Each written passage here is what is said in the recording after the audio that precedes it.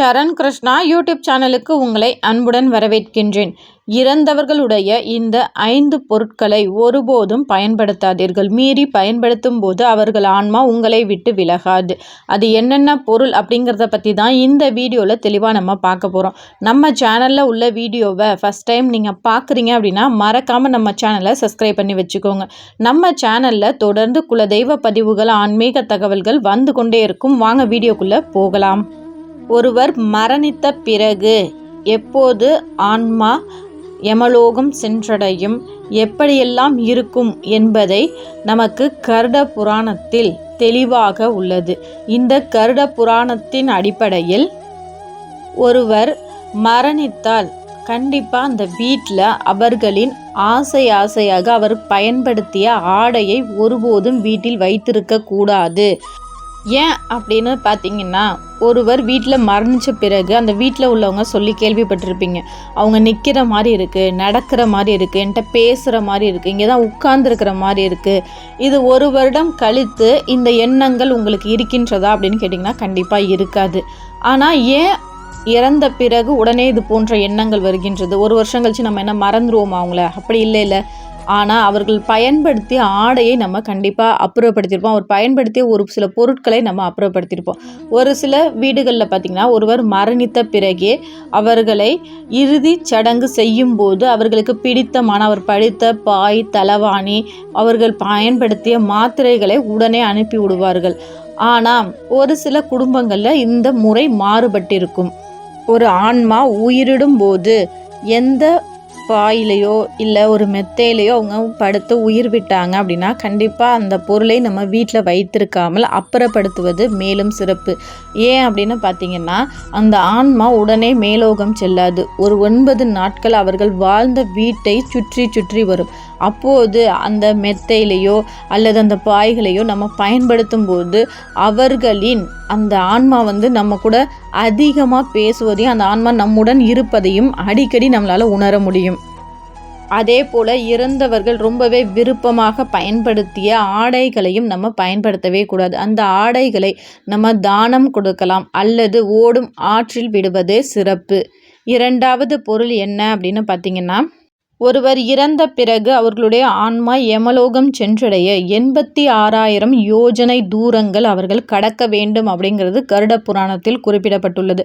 அப்படி அவர்கள் கடந்து செல்லும் போது அவர்கள் பயன்படுத்திய ஒரு சில பொருட்கள் மீது அந்த பொருட்களின் மீது எண்ணங்கள், அவர்களின் பற்று அதிகரிக்கும். அப்படி அந்த பொருளை நம்ம பயன்படுத்தும் போது கண்டிப்பாக நமக்கு ஒரு கெடு பலன்கள் தான் கொடுக்கும். அப்படிப்பட்ட ஒரு பொருள் என்ன அப்படின்னு பார்த்திங்கன்னா, காலணி.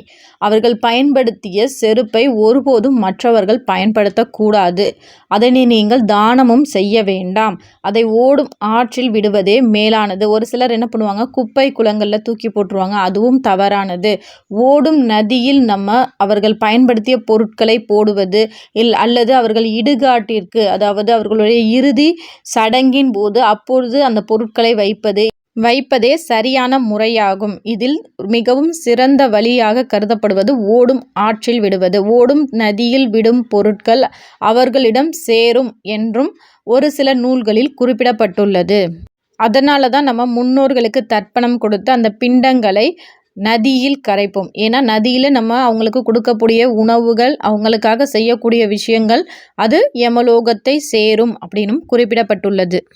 3வது பொருட்கள் என்ன அப்படின்னு பார்த்திங்கன்னா, அவர்கள் பயன்படுத்திய நகைகள். என்னங்க சொல்கிறீங்க, நகையெல்லாம் எங்களால் ஓடும் நதியிலலாம் கொடுக்க முடியாது, அந்தளவுக்கு நாங்கள் ரொம்ப வசதியும் கிடையாது, நாங்களே ரொம்ப கஷ்டப்படுறவங்க அப்படின்னு சொன்னீங்கன்னா அந்த நகையை நம்ம அப்படியே பயன்படுத்துவது தான் தவறு.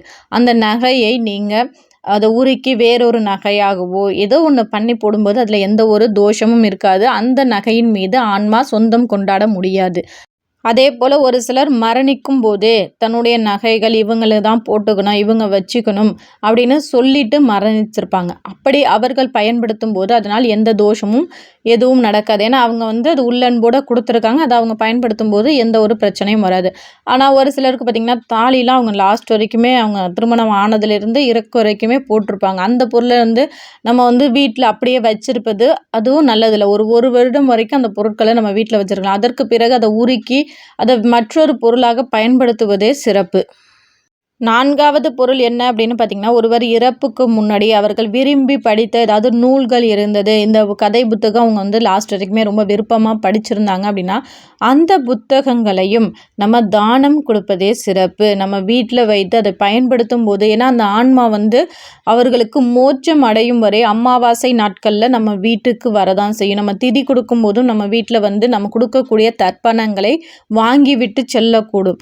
அப்படி இருக்கும்போது அவர்கள் ரொம்ப பிடித்தமான பொருட்களை அந்த வீட்டில் உள்ளவர்கள் பயன்படுத்தும் போது கண்டிப்பாக அந்த ஆன்மாவிற்கு மேலோகம் சொல்லும் எண்ணம் வராமல் தங்களுடனே தங்க விரும்பும். அப்படி தங்குவது குடும்பத்திற்கு அந்த அளவுக்கு நல்லது கிடையாது. இது புத்தகத்திற்கு மட்டுமில்ல, ஒரு சில பாட்டிகளின் சுருக்கு பை மற்றும் வெத்தலை இடிக்கும் இடிக்கல் இது அனைத்துமே அவர்கள் லாஸ்ட் வரைக்கும் பயன்படுத்தின ஒரு பொருளாக இருக்கும். ஒரு சில வீடுகளில் போய் பார்த்தீங்கன்னா, ஒருவர் மரணித்த பிறகு வருஷம் திரும்புறதுக்குள்ள அதாவது 1 வருடம் ஆவதற்குள் அடுத்தடுத்த மரணங்கள் நிகழ்ந்து கொண்டே இருக்கும். அது எதற்காக அப்படின்னு பார்த்தீங்கன்னா, இது போன்ற பொருட்களை பயன்படுத்துவது. இதை விட முக்கியமான காரணம் என்ன அப்படின்னு பார்த்தீங்கன்னா, ஒருவர் மரணித்த பிறகு 9 நாட்கள் அந்த ஆன்மா எங்கேயும் செல்லாமல் அவர்கள் வாழ்ந்த வீட்டையே சுற்றி வரும். அதுவும் அந்த பூத உடலை பார்த்து அழுவது, அந்த இறுதி சடங்கன்று அந்த இறந்தவரை பற்றி நம்ம தப்பாக கூறுவது, தப்பாக பேசுவது, இறந்த வீட்டில் சண்டையிடுவது, இறந்த உடலை தூக்கச் செல்லாமல் அதாவது அவர்களோட இறுதிச் சடங்கை முறையாக செய்ய விடாமல் பிரச்சனை செய்வது, இறந்தவர்களின் உடலை தாண்டுவது இது அனைத்துமே உங்கள் குடும்பத்தில் அடுத்தடுத்து கெடு பலன்கள், அடுத்தடுத்து இறப்புகளை ஏற்படுத்தும். அதேபோல ஒருவர் மரணித்த பிறகு அவருடைய ஆன்மா 9 நாட்கள் வரைக்கும் நம் வீட்டில் சுற்றி வரும். அடுத்து மேலோகம் செல்ல அவர்களுடைய பயணம் ஆரம்பிக்கும். அப்படி மேலோகம் செல்லும் போது அவர்களுக்கு அடிக்கடி தண்ணீர் தாகம் ஏற்படும், பசிக்கும். இது அனைத்துமே தீர்க்கக்கூடிய ஒரே விஷயம் நம்ம குடும்பத்தில் நம்ம செய்யக்கூடிய தான தர்மங்கள் தான். ஒருவர் வீட்டில் மரணித்தாலே தொடர்ந்து காகத்திற்கு உணவு வைக்க வேண்டும்.